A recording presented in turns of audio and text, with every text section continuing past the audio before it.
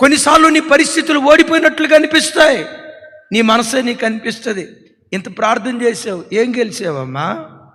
దేవుడు దేవుడు అని పరిగెత్తావు, ఏం గెలిచావయ్యా? నీ చుట్టూతో ఉన్నవాళ్ళు కూడా మీరు దేవుడు నమ్ముకోక మునిపే మీ బతుకులు బాగున్నాయి అని లేనిపోయిన మాటలు అంటారు. నేనంట, దేవుని నమ్ముకున్న బిడ్డ ఎప్పటికీ ఎన్నటికీ సుఖక్షేమాలతో బ్రతుకుతాడు.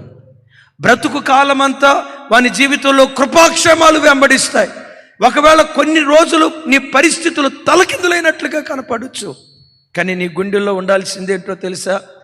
ఈరోజు గాఢాంధకారం నన్ను ఆవరించిందేమో, ఒకరోజు వస్తుంది ఈ గాఢాంధకారపు చీకటినే మధ్యాహ్న కాల తేజస్సులాగా నా దేవుడు మారుస్తాడు. ఈరోజు అంగలారుస్తున్నాను, నిజమే.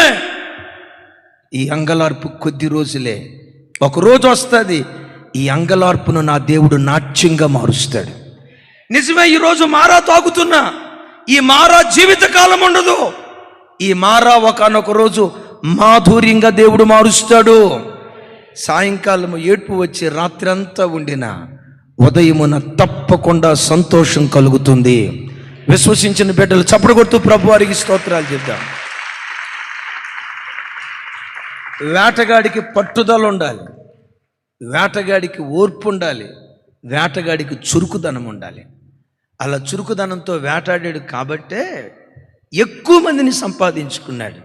ప్రతి క్రైస్తవుడికి నంబర్ 1 వేటాడే విషయంలో నేర్పు ఉండాలి. రెండవది, ప్రతి క్రైస్తవుడు మాటల యందు నేర్పరితనం కలిగినట్లు ఉండాలి. చూడండి ఆ మాట, సమూయేలు మొదటి గ్రంథం 16వ అధ్యాయం 18వ వచనం. నాతో కలిసి చెప్పండి. చిత్తగించుము. నేను మాటల యందు నేర్పరిని కాదు అని అంటాడు, కానీ అపోస్తుల కార్యాలు ఏమని రాసి ఉంటుందో తెలుసా? అతడు మాటల యందు నేర్పరి అని రాసి ఉంటుంది. సరే, సబ్జెక్ట్ అది కాదు, కానీ ప్రతి క్రైస్తవుడు మాటలు మాట్లాడే విషయంలో నేర్పరితనంతో మాట్లాడాలి. డబడబా మాట్లాడకూడదు. నోటికి ఏ మాట వస్తే ఆ మాట మాట్లాడకూడదు. ఆచి తూచి ఆలోచించి యోగ్యమైన మాటలే మన నోట నుంచి రావాలి. సమయోచితంగా పలకబడిన మాట వెండి పళ్ళెములో పెట్టబడిన విచిత్రమైన బంగారు పండ్ల వంటిది అని బైబిల్లో రాసింది కదా. ఏ మాట మాట్లాడిన పిల్లలతో మాట్లాడేటప్పుడు నొచ్చుకునేటట్టు మాట్లాడొద్దు, గుచ్చుకునేటట్టు మాట్లాడొద్దు. మన మాట నొప్పించేదిగా ఉండకూడదు, ఒప్పించేదిగా ఉండాలి. ఏం చెప్పాను? కొంచెం పెద్దగా చెప్పండి తల్లి. నొప్పించేదిగా ఉండకూడదు, మాట నొప్పించేదిగా ఉండకూడదు. ఎలా ఉండాలో తెలుసా? ఒప్పించేదిగా ఉండాలా.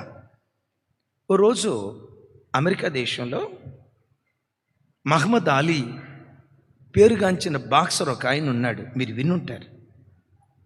ఆ పేరుగాంచిన బాక్సర్ అమెరికా దేశంలో ఉన్నప్పుడు అమెరికాలో చదువుకుంటున్న ఆయన 2 కూతుర్లు, తండ్రి వచ్చాడని తండ్రిని కలవటానికి వెళ్ళారు. కాకపోతే బాధాకరమైన సంగతి ఏంటంటే, కాస్త అశ్లీలంగా ఉన్న వస్త్రధారణతో, శరీర సౌష్ఠవం బయట కనపడే అలాంటి వస్త్రధారణతో తండ్రిని కలవటానికి వెళ్ళారు. డైరెక్ట్గా చెప్తే పిల్లలు నొచ్చుకుంటారు. నేను తండ్రిని, మీకు బుద్ధి లేదా అని అనొచ్చు. నేను పెంచిన పెంపకం ఏంటి, మీరు పెరుగుతున్న విధానం ఏంటి అని అనొచ్చు. యంగ్స్టర్స్ అయ్యారు కదా, ఒక వయసు వచ్చింది కదా. వీళ్ళు నొప్పించుకోకుండా, వినండి, వీళ్ళ హృదయాలు నొప్పించుకోకుండా, వీళ్ళ హృదయాలు గుచ్చబడకుండా వీళ్ళు ఒప్పుకునేటట్లుగా నేను ఎలా మాట్లాడాలి ఆలోచించి అప్పుడు ఒక మాట అన్నాడట. అమ్మా, ఈ ఫోన్ ఉంది కదా, ఈ ఫోన్ ఖరీదు ఎంత? 2 లక్షల రూపాయలు డాడీ. ఈ ఫోన్ సెక్యూరిటీగా ఉండాలంటే కవర్ ఉండాలా, కవర్ లేకూడదు? నాకు చూడాలి. కవర్ ఉండాలా, కవర్ ఉంటే ఈ ఫోన్కు సెక్యూరిటీనా, కవర్ లేకపోతే సెక్యూరిటీనా అన్నాడట. అదేం డాడీ, 2 లక్షల రూపాయల ఫోను, దీని కవరే కనుక లేకపోతే ఎక్కడైనా జారిపోతే 2 లక్షల రూపాయలు బూడిదలో పోసిన పన్నీర్ అయిపోద్ది కదా. కవర్ ఉండాలి డాడీ, కవర్ ఉంటేనే దానికి సెక్యూరిటీ డాడీ.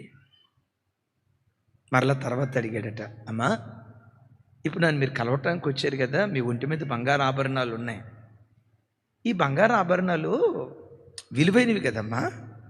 ఇంటికి వెళ్ళిన తర్వాత చెప్పులు ఇడిచిన చోటే బంగారు ఆభరణాలు వేస్తారా, బీరువాలో దాచిపెడతారా?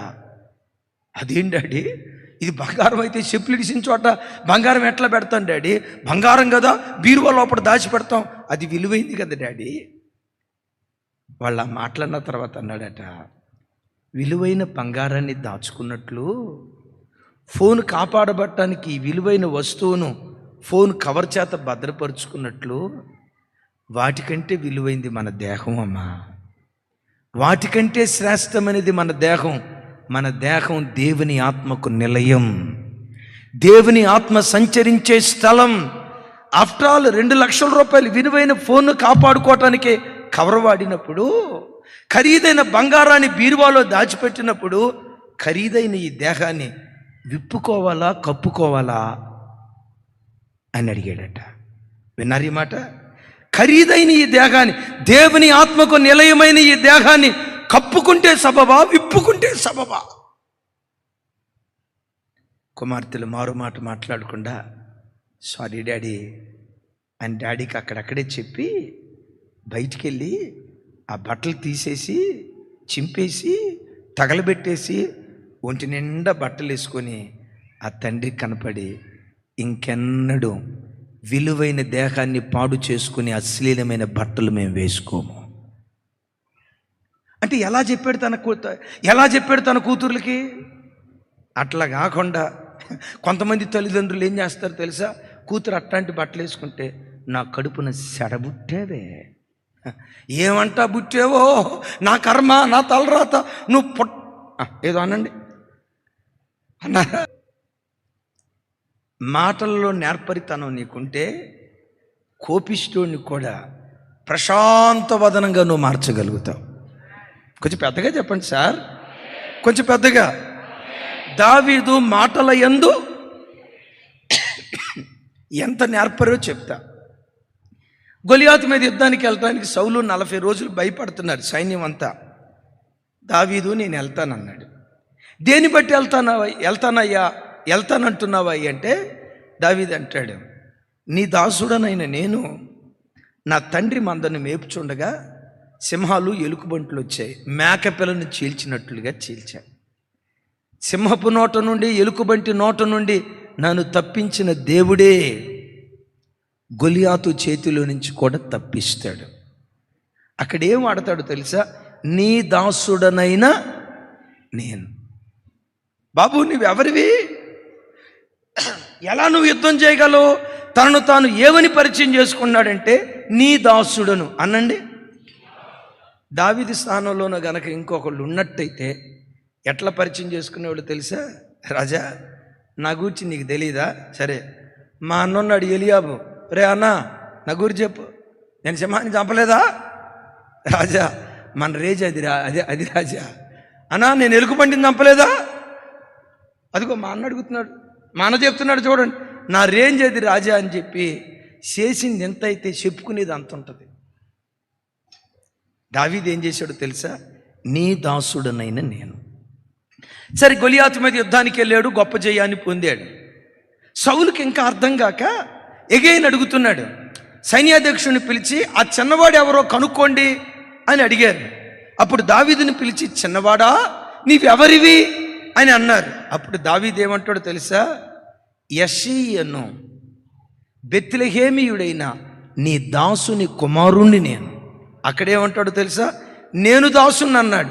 ఇక్కడేమంటాడో తెలుసా? నేనే కాదయ్యా, మా నాన్న కూడా నీకు దాసుడే అన్నాడు. చూసారా మాట ఎట్లుందో? అదే కనుక గొలియాతును మనం ఎవరైనా చెప్పి సౌలే కనుక వచ్చి ఎవరురా నువ్వు అని అడిగారు అనుకోండి, రాజా ఇంకా నా రేంజ్ నీకు అర్థం కాలేదా? నువ్వు చేయలేని పని నేను చేశాను రాజా, ఇది మన రేంజ్ అని ఇంకో రకంగా మాట్లాడేవాళ్ళు. నా ప్రభు బిడ్డలారా, ఎదుటివాడి హృదయాన్ని గెలుచుకునేటట్లుగా చేసేదైనా నీ మాటే, ఎదుటివాడిని శత్రువుగా మార్చేదైనా నీ మాటే. కృప పొందితే నీ నోటు నుంచి బయలుదేరే ప్రతి మాట నేర్పుతో కూడుకున్న మాట రావటానికి దేవుడు కృప చూపిస్తాడు. చప్పలు కొడుతూ ప్రభు వారికి స్తోత్రాలు చెప్దాం. ఏ మాటలు ఏ మాటలు ఏ మాటలు నేర్పుతో కూడుకున్న మాటలు, నేర్పుతో కూడుకున్న మాటలు. నేర్పుతో కూడుకున్న మాటలు ఎట్లా ఉంటాయో ఒక మాట చెప్తా. ఆ రాత్రి ఏదో గొడవ అయిందట, భార్యాభర్తల మధ్య గొడవ అయిందట. అప్పుడప్పుడు చెప్తా కదా, పొయ్యి లేని ఇల్లు ఉండదు, గొడవ లేని సంసారం ఉండదు. మా వాడు కోపం వచ్చి ఆ భార్య సామాన్ అంతా బయట ఇసిరేసి, ఈ ఇంట్లో నీకు ఏది ఇష్టం, నీకు ఇష్టమైన దాన్ని తీసుకొని వెళ్ళిపో. తెల్లారి తలుపు తీసిన తర్వాత నువ్వు కనపడ్డావా అసలు ఊరుకోను. ఈ ఇంట్లో నీకు ఏది ఇష్టమో, నీకు ఇష్టమైంది, బంగారం ఇష్టమైతే బంగారం తీసుకొని వెళ్ళు, వెండి ఇష్టమైతే ఎండి తీసుకొని వెళ్ళు, లేదు సామాన్ ఇష్టమైతే సామాన్ తీసుకొని వెళ్ళు, తెల్లారిన తర్వాత కనపడ్డావా నేను చంపేస్తా అన్నాడంట. అని తలుపేశాడు. ఆ రాత్రి అంతా మా వాడు గొర్రెలు పెట్టి నిద్రపోయాడు. తెల్లారింది 7-8 ఆ ప్రాంతంలో తలుపు తెరిచాడు. పాపం ఈ తల్లి దేవతలాగా తలుపు ఎదురే నిలవబడిందట. అన్నాడట, సిగ్గులేందని వెళ్ళిపోమన్నాగా, నీకు ఏది ఇష్టమో ఇష్టమైన దాన్ని తీసుకొని వెళ్ళిపోమన్నాగా, ఎందుకు ఇక్కడ నిలవబడ్డావు అన్నాడంట. ఆవిడందట, ఈ ఇల్లంతటిలో నాకు బంగారం కంటే, వెండి కంటే, ఈ ఇల్లు కంటే నాకు ఇష్టమైన వాళ్ళు మీరేనండి. మీరు వస్తే నాతో పాటు అరణ్యానికి వస్తే అరణ్యానికి వెళ్తా, ఇంట్లో ఉంటే ఇంట్లో ఉంటా, మీరు లేకుండా నేను ఎట్లా బ్రతుకుతానండి. ఈ ఇల్లంతటిలో నాకు ఇష్టమైన వాళ్ళు మీరేనండి అని అందంట. ఆ మాట అన్న తర్వాత భర్త ఏం చేసి ఉంటాడు చెప్పండి? మీసమెల్లి వేసి ఉంటాడా? ఆ భార్య కాళ్ళ మీద పడి, నన్ను క్షమించమ్మా, నీకు దండం పెడతాను అన్నాడట. సహజంగా మనం ఏం చేస్తామంటే, వెళ్ళిపో నా ఇంట్లో నుంచి అని అన్నారనుకోండి, టకామని వచ్చేది ఏంటో తెలుసా? పాత మా తమ్ముడు లేడా? మీరు బ్రతికే సమాజంలో నిపుణతతో మాట్లాడాలి. నోటికి ఏ మాట పడితే ఆ మాట రాకూడదు. నువ్వు మాట్లాడుతున్నావంటే ఎంత జ్ఞానంగా మాట్లాడుతున్నాడు కదా, ఎవరిని నొప్పించకుండా ఒప్పించేటట్లు ఎంత జాగ్రత్తగా మాట్లాడుతున్నాడో కదా అని అనుకోవాలి. కానీ కొంతమంది మాట్లాడితే, నా వైపు చూడండి, పెట పెట పెట పెట పెట పెట పెట కొట్టినట్టే ఉంటుంది. ఈ వర్షం వచ్చినప్పుడు వడగండ్లు పడతాయి చూసారా? వడగండ్లు, కొంతమంది మాటలు వడగండ్లే. ఇక ఆ మనిషి అనాల్సిందంతా అని ఇక ముగింపులో అంటం ఎందుకు, ఆయాసపట్టం ఎందుకు? ప్రతి మాట జెంటిల్గా మాట్లాడాలి, నిపుణతతో మాట్లాడాలి. నిపుణతతో మాట్లాడటం అది టక్కరితనం కదా అంటారా? No no no. టక్కరితనం వేరు, కుయుక్తి వేరు, యుక్తి వేరు. సంఘానికి యుక్తి ఉండాలా, కుయుక్తి ఉండాలా? కుయుక్త. నా వైపు చెప్పాలి. దేవుని పిల్లలకు కుయుక్తి ఉండాలా, యుక్తి ఉండాలా? యుక్తితో మాట్లాడాలి. అలా యుక్తితో మాట్లాడిన వారిలో అగ్రజుడు ఎవరో తెలుసా? మన ఆరాధ్య దైవం ప్రభు అయిన యేసుక్రీస్తు వారు. యేసుక్రీస్తు వారి గురించి బైబిల్లో ఏమని రాయబడిందో తెలుసా? దయగల ఆయన మాటలకు అనేకులు ఆశ్చర్యపోయారట. ఏ మాటలకి? ఆయన మాట తీరు ఎలా ఉంటుందో చెప్తా. ఆవిడెవరో తప్పు చేశారని చెప్పి రాళ్ళు తీసుకొని తరుముతూ రాళ్లతో కొట్టి చంపుదామని వచ్చారు. అక్కడ రాళ్ళు తీసుకున్న వాళ్ళు ఉన్నారు, ఇక్కడ పాపం చేసిన అమ్మాయి ఉంది. మధ్యలో ప్రభు నిలవబడ్డారు. వాళ్ళు అన్నారు, మోషే ధర్మశాస్త్ర ప్రకారం ఏమన్నా రాళ్లతో కొట్టి చంపాలి కదా, మరి చంపాలా వద్దా? చంపకూడదు అంటే మోషే ధర్మశాస్త్రానికి వ్యతిరేకంగా మాట్లాడుతున్నావు అని అంటారు. చంపమని అంటే మరి నీది ప్రేమరాజ్యం అంటున్నావు కదా, చంపమంటావేంటి అని అంటారు. ప్రభు అక్కడ ఏమన్నారు తెలుసా? చంపమని అనలేదు, చంపొద్దు అని అనలా. ఏమన్నారు అంటే, మీలో పాపము చేయని వాడు ఎవడో వాడు మొదట ఈవిడి మీద రాళ్ళేయండి, ఆ తర్వాత అందరూ వెదురుకొని, పాపము చేయని వాడు రాళ్ళు వేయండి అన్నాడు.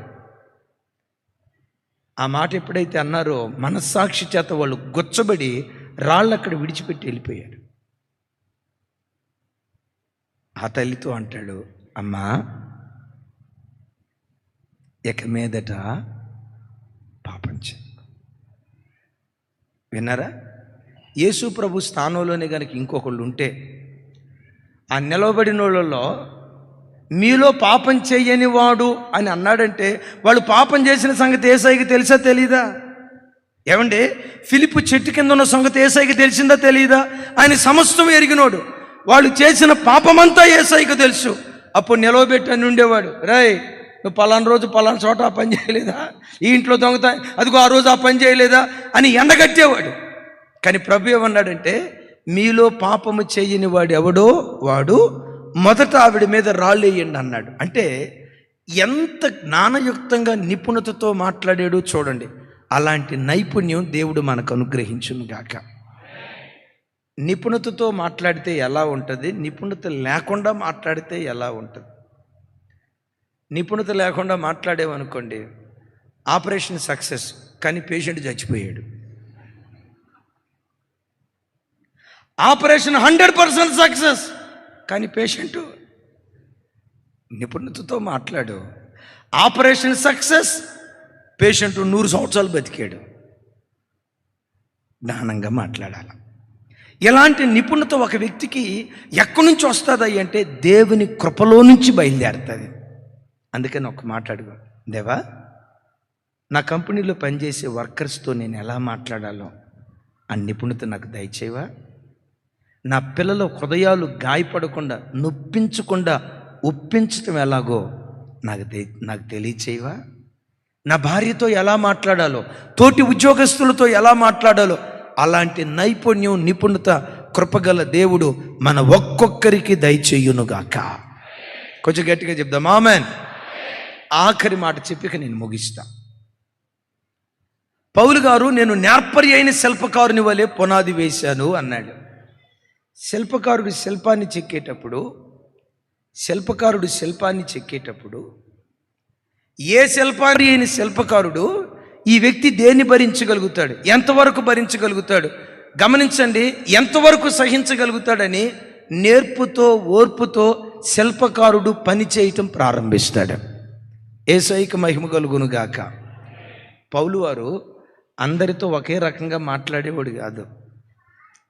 ఒక మాట అంట, మీ ఇంట్లో 2 పిల్లలు ఉన్నారు, రేయ్ అని అన్నారు.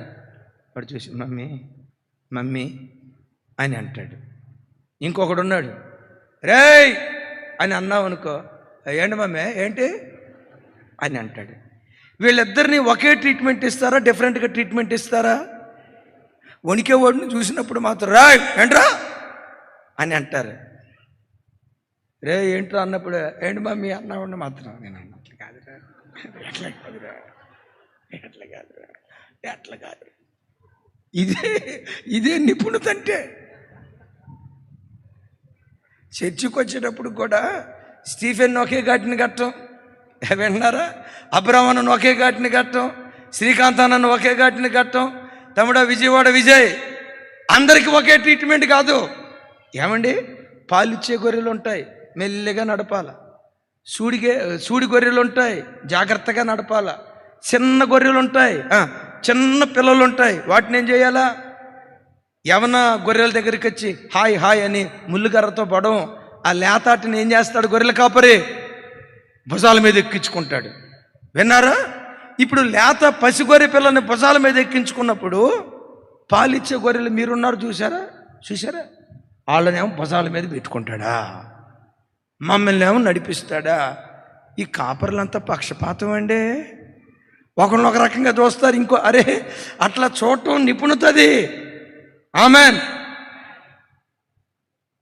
అరే నాయన 7 సంవత్సరాలు కొడుకున్నాడమ్మా, 7 నెలలు కొడుకున్నాడు. వీళ్ళిద్దరిలో ఎవరిని ఎత్తుకుంటారు మీరు? 7 సంవత్సరాలు ఎవరో మా తల్లి. హైదరాబాద్లో మీ హైదరాబాద్ వాళ్ళకి అంత ఓపిక లేదు. ఓ రోజు మలేషియా టౌన్షిప్ వెళ్తే ట్రాలీ బ్యాగ్ లాక్కొని వెళ్తుంది ఒక తల్లి. ట్రాలీ బ్యాగ్, ఆ ట్రాలీ బ్యాగ్లో నుంచి చిన్నపిల్లోడు అడుపు వినపడుతుంది నాకు. చిన్నపిల్లోడు ఏడుపు ఏమిరా అని చూస్తే ఆ ట్రాలీ బ్యాగ్లో 3 నెలల కొడుకుని పెట్టి లాక్కొని వెళ్తుంది.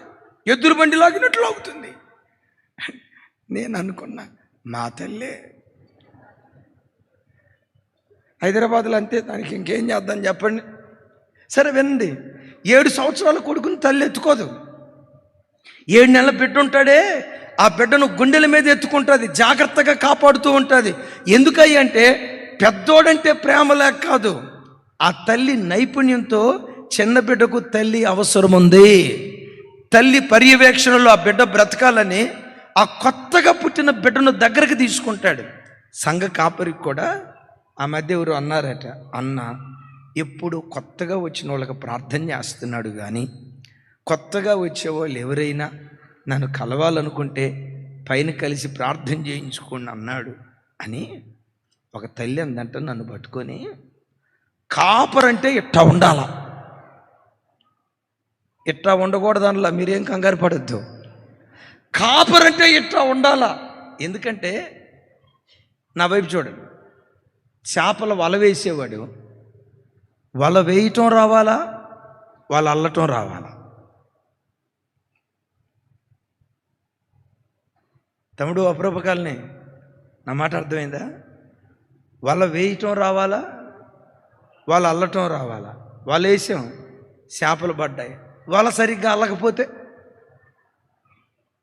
పడిన చేపలని హై జంప్ లాంగ్ జంప్ అయిపోతాయి. సేవకుడు సువార్త అనే వల వేసి ఆత్మలను పట్టాలి, పట్టిన ఆత్మలను జాగ్రత్తగా కాపాడుకోవటం కూడా సేవకుడు నేర్చుకోవాలి. అయితే ఈ మాట చెప్పి నేను ముగిస్తాను. చెక్కేటప్పుడు విసుగు వస్తుంది, చెక్కేటప్పుడు గాయాలు అవుతాయి. కృప పొందిన వాడు ఏం చేస్తాడో తెలుసా? ఎంత గాయమైనా విసుక్కోడు, ఎంత పోరాటం ఎదురైనా అలిసిపోడు, ఎంత చెక్కాలని ప్రయత్నం చేసినా ఎదుటి వ్యక్తిలో నుంచి ఆ రూపాంతరం రాకపోతే ఛా ఇది నాకు పనికిరాదు అని ప్రక్కన పారేయడు. ఆ నేర్పరి అయిన శిల్పకారుడు ఓర్పుతో ఎంత బాధ అయినా సహించుకుంటూ వెళ్తాడు. నా ప్రభు బిడ్డలారా, ఓ విలువైన మాట చెప్తాను, గుండెల్లో రాసుకోండి. కృపొక్కటి నీవు పొందుకుంటే, కృపొక్కటి ఆభరణంగా నువ్వు ధరిస్తే శ్రమగా నీకు తోచదు, బాధగా నీకు తోచదు. ఎంత శ్రమనైనా సంతోషంగా స్వీకరించగలిగే కృపదేవుడు మనకు అనుగ్రహించడం ప్రారంభిస్తాడు. బాధే కానీ బాధగా అనిపించదు, నిందే కానీ నిందగా అనిపించదు, సమస్యే కానీ సమస్యగా అనిపించదు. వాటన్నిటిని భరించడానికి కావలసిన శక్తి దేవుని కృప మనకు అనుగ్రహించడం ప్రారంభిస్తుంది. అపోస్తుడైన పౌలు గారు అంటాడు, ఓ విలువైన మాట, నేనెప్పుడు బలహీనుడనో అప్పుడే బలవంతుణ్ణి. ఎందుకు నేను బలవంతుణ్ణయ్యాను తెలుసా? నేను బలహీనంగా ఉన్న ప్రతి సందర్భంలో దేవుని కృప నన్ను ఆవరించింది కనుక ఆ స్థలంలో అంటాడు, నా బలహీనతల్లో, నా దుఃఖంలో, నా శ్రమల మధ్యలో, నా శోధనల మధ్యలో నేను బహుగా సంతోషించాను అంటాడు. అంటే ఆ వ్యక్తికి బాధగా తోచలేదు. కృప నీకు లేకపోతే, చిన్న కష్టం నీకు రావటంతో ఏం చేశాడు దేవుడు నాకు, ఆ స్థాయికి వెళ్తాం. ఏమిచ్చాడు దేవుడు నాకు, ఆ స్థాయికి వెళ్తాం. సైతాను గడి తంత్రం ఎప్పుడు ఎలా ఉంటుందో తెలుసా? దేవుడు నీకు ఎంతో ఇచ్చి ఉంటాడు, ఇచ్చిన దాన్ని గుర్తుకు తీసుకొని ఇవ్వడం. నీ జీవితంలో ఏదో ఒక చిన్న కష్టం ఉంటుంది, ఆ చిన్న కష్టాన్ని నీ కళ్ళ ముందు పెట్టి చూడు ఏం చేశాడు దేవుడు నీకు తలనొప్పి లేదా? చూడు ఏం చేశాడు దేవుడు నీ కొడుకు ఉద్యోగం లేదుగా? చూడు దేవుడు ఏం చేశాడు నీది ఇంకా 10,000 రూపాయల జీతమేగా? చూడు ఏం చేశాడు దేవుడు నీకని నీ జీవితంలో ఉన్న చిన్న కష్టాన్ని చూపించి వాడు కృంగదీస్తాడు. కష్టం ఉంది నిజమే, కానీ కష్టానికి మించిన దీవెన కూడా దేవుడు మనకు అనుగ్రహించాడు. ఒప్పుకుంటారు ఈ మాట? మన బ్రతుకులో కష్టాలు ఎక్కువగా ఉన్నాయా, దేవుని అద్భుతాలు ఎక్కువగా ఉన్నాయా? నా బ్రతుకులో దేవుడు ఎప్పుడు ఏ అద్భుతం చేయలేదు అన్నవాళ్ళు ఎవరైనా ఉంటే చేతులు పైకి ఎత్తండి, పూలదండేసి ఫోటో తీసి రేపు పేపర్లు వేపిస్తా. నా జీవితంలో దేవుడు ఏ అద్భుతం చేయలేదు. ఒక మాట వింటారా?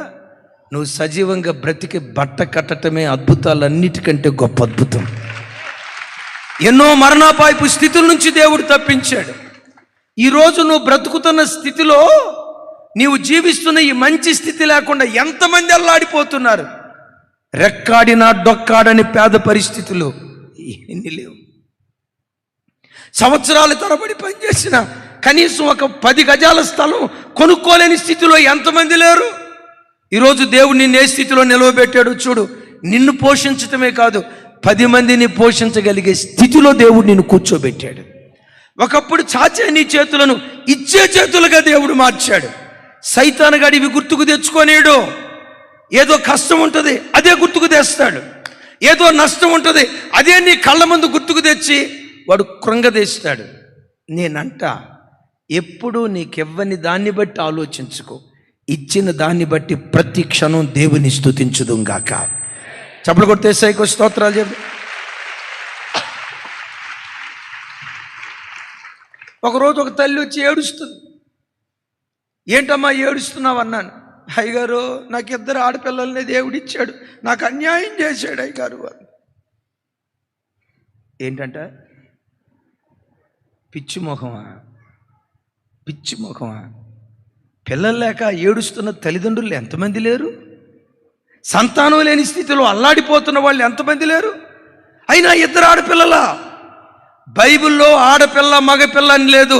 క్రీస్తు యేసునందు స్త్రీ అయినా పురుషుడైనా ఒక్కటే. ఎవరైనా వచ్చి అయ్యో 2 ఆడపిల్లలా అని అంటే నోరుమై సైతాన. ఈ పిల్లలు దేవుడు అనుగ్రహించిన పిల్లలు. ఆమేన్. దేవుడిచ్చిన పిల్లలను బట్టి స్తుతించాలి కానీ నాకు 2 ఆడపిల్లలే అయ్యగారు. ఫెర్టిలైజ్ సెంటర్కి వెళ్ళండి. చిన్న వయసు, గర్భాశయం పాడై సంతానం కొరకు అల్లాడిపోతున్న బిడ్డలు ఉన్నారు. అలాంటిది ఈ బిడ్డలను చూసినప్పుడల్లా నాకు ఇచ్చిన కూతుర్ల కొరకు స్తోత్రమయ్యా అని దేవుని స్తుతించనివాడు సైతానుగాడు. ఏదో లేనిది ఒక చిన్న సమస్య తీసుకొచ్చి నీ కళ్ళ ముందు పెట్టి కృంగదీస్తూ ఉంటాడు. ఒకసారి చూడండి, కృపొక్కటి నీకుంటే ఎంత కష్టానైనా నువ్వు భరించగలుగుతావు. ఆమేనండి పెద్దగా. ఎంత కష్టానైనా భరిస్తావు, ఎంత నిందనైనా భరిస్తావు.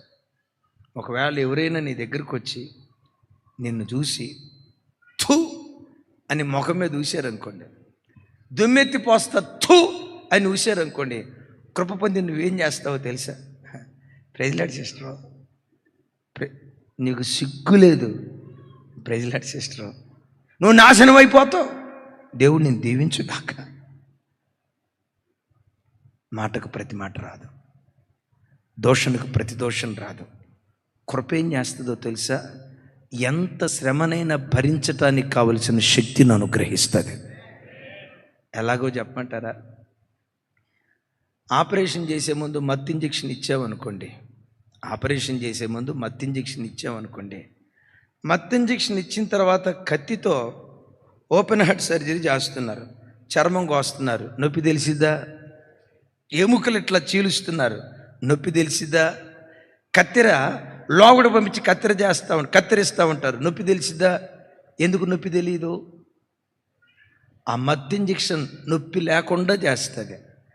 మత్తు ఇంజెక్షన్ నొప్పి లేకుండా ఎలా ఒక వ్యక్తిని చేస్తుందో, కృపని నావరిస్తే ఎంత శ్రమైనా శ్రమగా నీకు తోచదు.